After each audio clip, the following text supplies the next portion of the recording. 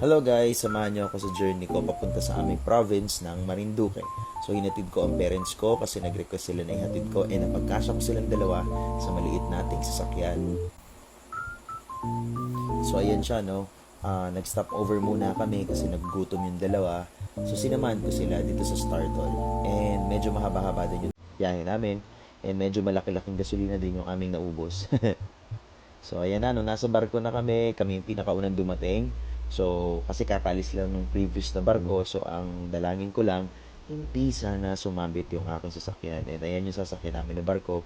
So, medyo mataas kasi yung pag-akyat dyan, kasi parang mayroong malaking humps na mga lubid-lubid lang. And, hindi ko inaasahan na sobrang easy lang pala sa kanya. Hindi naman pala sobrang taas.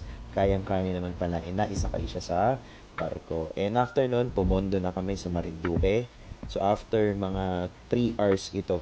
So nung pababa na kami, inalalayan ako ni Papa, nasa labas siya. Siya yung nag-check kung saan ko idadaan yung gulong. Kasi nga medyo mababa yung ating sasakyan. And dahil dyan, nakatawid tayo ng maayos sa aming probinsya. Ang problema ko na lang yung mga malubak na kalsada pagdating sa bahay. At as you can see, nakarating din kami sa bahay. So, ayun siya, no? May pusang nakaharang yung pusa namin. Ayaw niyang lumabas. Ayaw niyang umalis. So, kami na lang nag-adjust. So, yun lang. I'm home.